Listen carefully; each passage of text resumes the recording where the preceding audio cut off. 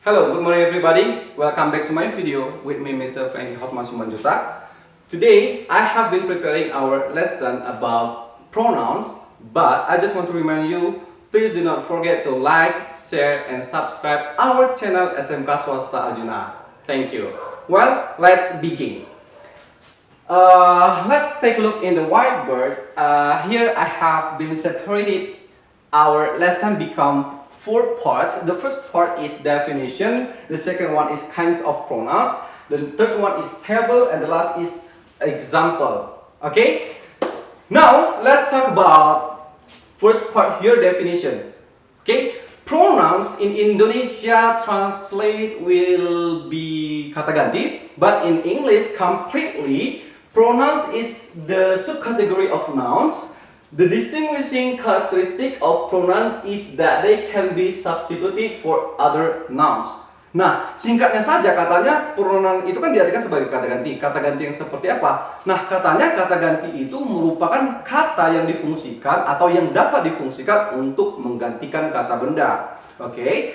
And you should know that pronouns divided into pronouns is the part one of the 8 part of speech. Oke, jadi katanya pronoun itu merupakan salah satu dari ke-8 jenis kata yang mana part of speech consists from noun, ya, terdiri dari kata benda, kemudian adjektif kata sifat, conjunction kata sambung, preposition kata depan, dan lain sebagainya. Especially, pastinya yang khususnya adalah pronouns, ya, kata ganti. Oke, we come to the second part, kinds of pronouns.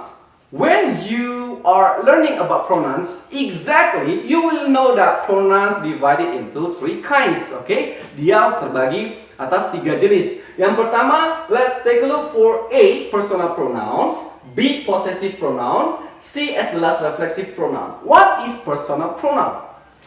Personal pronoun is kinds of pronouns that tell to the reader how you know to change subject into object. For example nih, ya, contohnya saja, I menjadi me. I and me have same translation, memiliki terjemahan yang sama, sama-sama saya. Akan tetapi, okay, but they are having the function itself. Mereka punya fungsinya yang berbeda-beda. Maksudnya mereka punya fungsi yang berbeda. Ya, yang pertama contohnya saja I. Ya, itu difungsikan menjadi subjek. I love you. I love you. It's not suitable if you say me love you. There's something wrong there. Okay? Kemudian possessive pronoun. Possessive pronoun merupakan kata ganti yang ditujukan kepada kepemilikan. Contohnya misalnya saja saya menjadi punya saya, kamu punya kamu, dan lain sebagainya. Dan kemudian reflexive pronoun. Reflexive pronoun is kind of pronoun that tell you and explain you the position subject itself.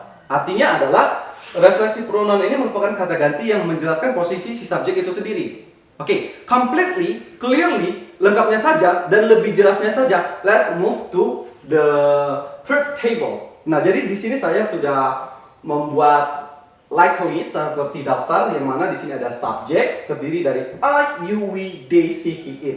Kalau misal nih kalian belum tahu juga apa terjemahan dari subjek ini, nah saya akan jelaskan ya. I itu saya, you kamu, we itu artinya kami, they mereka, she dia untuk perempuan, he dia untuk laki-laki, it itu biasanya ditujukan kepada benda. Dan kemudian di sini ada personal pronoun, possessive pronoun, reflexive pronoun. Sekali lagi, personal pronoun itu adalah bagaimana cara mengubah subjek menjadi objek.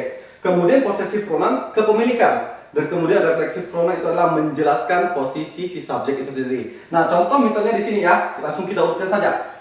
Di sini I menjadi me.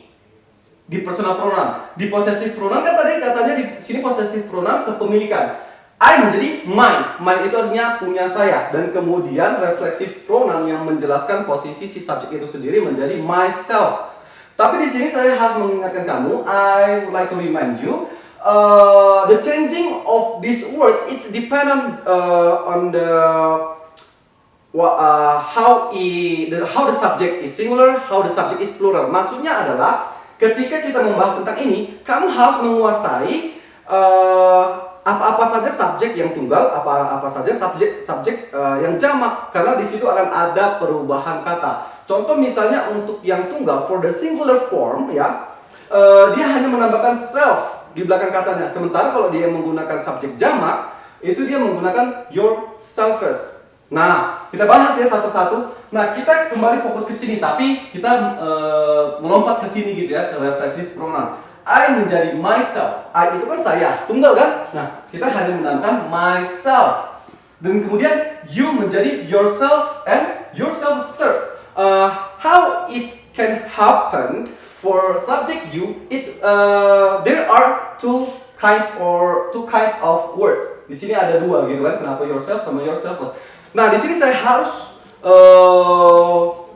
tekankan bahwasannya you itu bukan cuma kamu, tapi you juga kalian, ya. Jadi kalau you kamu kan satu orang, kalau kalian kan lebih dari satu orang. Nah, kalau kalian ingin mengutarakan kamu, maka kita menggunakan yourself, dan kemudian kalau kalian yourselves.